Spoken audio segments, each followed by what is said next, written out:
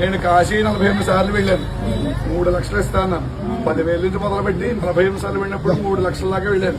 అమ్మవారిని చూద్దామని. ఒకటన్నారు చివరిగా ఏమన్నారంటే, ఉత్తరప్రదేశ్ ముఖ్యమంత్రి యోగి ఆదిత్యనాథ్ గారు కానీ, ప్రధానమంత్రి మోడీ గారికి కానీ కూడా లేదని అవకాశం, వారు కూడా లేదు అవకాశం. మేము భూగర్భంలోకి వెళ్ళిన తర్వాత లైట్లు కట్టేసి అమ్మవారిని దీపం వెలుగులో ఒకరు కూడా మేము పైకెత్తి చూడకుండా మేము పూజ చేస్తామని అంత శక్తి గల దేవత వారాహ్యమ్మ వారు అని చెప్పారండి. కానీ ఇక్కడ మనం అదృష్టం కొద్దీ అమ్మవారు చూడండి అంత అలంకారంగా ఉన్నారు. అందరికీ కూడా కనబడాలి అనేటువంటి ఉద్దేశం చేత ఈ మాత్రం విగ్రహాన్ని పెట్టి అందరికీ కూడా దర్శన భాగ్యం కలిగిస్తున్నారు.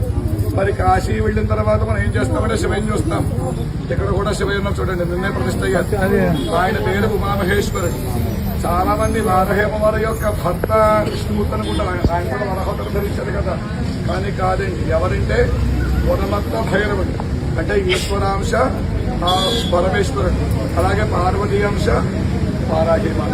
అటువంటి అమ్మవారికి అందరూ కూడా నమస్కారం చేసుకోండి. అందరూ కూడా పార్వతీ పరమేశ్వరు